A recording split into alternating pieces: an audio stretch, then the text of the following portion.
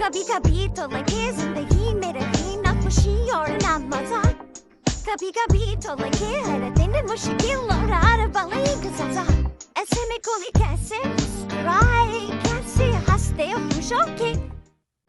Hello, আসসালামু আলাইকুম। আজকে হচ্ছে 31st নাইট।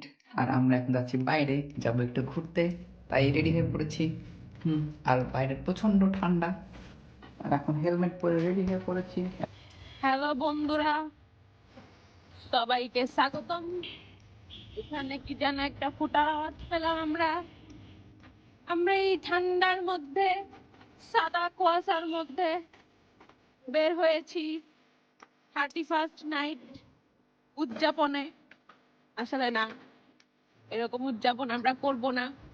আমরা কোনো বাজি ফাটাফাটি করব না। আমরা শুধু খাবো, খাওয়া দাওয়া করবো। এখানে অনেক ঝিকিমিকি বাতি জ্বলছে। এদিকে সাদা ভস্যা লোকজনকে সন্দেহ লাগছে, তাই এই হাতে নিয়ে নিলাম। হাবা মারলে বন্ধ করে দিব। চলে এসেছি আমার দুঃখ ভরা জায়গায়। এখানে আসলে আমার কষ্ট হয়, তাও আমার হাজবেন্ড আমাকে নিয়ে আসে।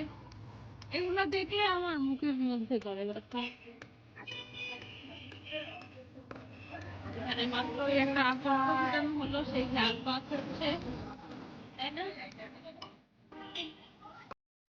এই যে এগুলো দেখলে আমার দুঃখ হয়।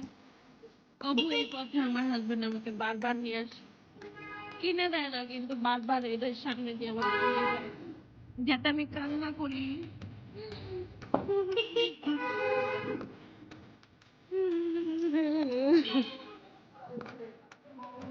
ও চায় আবার যদি কান্না একটু।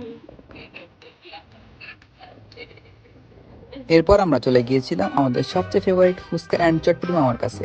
এটা হচ্ছে এমনি চটপটি ফুচকা হাউস। মামা বসে মিরপুর এক চাইনিজ সরকারি কোয়ার্টারের পাশে বা কোয়ার্টারের অপোজিট সাইডে। আমি মামার কাছ থেকে ফুচকা খাই প্রায় 8 বছর ধরে। মামার 8 বছরের টেস্ট প্রায় সেম বা একই রকম। মামার নাম হচ্ছে আমির মামা। সো আপনারা ওইখানে গেলে সবাই মামার কাছ থেকে ফুচকা পাবেন। আর তার প্রতিটা প্লেটের দাম হচ্ছে 50 টাকা। সো 50 টাকা হিসাবে ওরতে। মামা অনেক সুন্দর করে ফুচকা বানায় অ্যান্ড যত্ন সহকারে ফুচকা গুলো আমাদেরকে ডেলিভারি করে। এই যে আপনারা দেখতে পাচ্ছেন দোকান, এই দোকানের কাছে আসলে মামাকে পেয়ে যাবেন। আর এই লোকেশনটা আমি এখনই দেখাই দিচ্ছি। এই যে এটা হচ্ছে মিরপুর এক চাইনিজ, এখান থেকে গেল আনসার ক্যাম্প, আর এই পাশে মিরপুর এক। আর এই যে ঠিক এই মসজিদটার পিছনে মামা বসে। এই হচ্ছে মানুষের বিবেক, কি জোরে জোরে যে পটকা ফুটতেছে আর হচ্ছে আতশবাজি বোম, চারিদিকে খালি মানে ঝুপঝাপ আওয়াজ। আর এদিকে আমরা কি আমাদের পাখিকে যাতে ভয় না পায় এই জন্য এই যে কথা শোনাচ্ছি। তোমরা ভয় পেও না, ঠিক আছে? ঠিক আছে, ভয় পেও না। এই হচ্ছে অবস্থা। আর এই হচ্ছে অবস্থা, চারিদিকে খালি ঠাস ঠাস আওয়াজ হচ্ছে আর বোম ফুটতেছে। মানুষের কি বোঝানো হলো, কি বলা হলো এতদিন ধরে, কে শুনে কার কথা। এটাই হচ্ছে,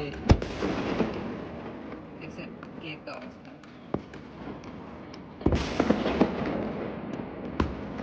না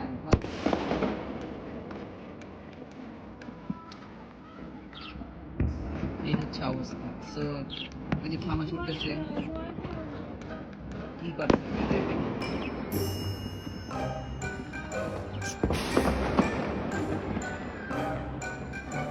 আর এটা হচ্ছে সকাল 6টার ফুটেজ। এখানে একটা চড়ুই পাখি বসেছিল আর বাইরে পুরো সাদা কুয়াশা, পুরো সাদা, কিছু দেখা যাচ্ছে না। আমি উঠেছিলাম নামাজ পড়ার জন্য।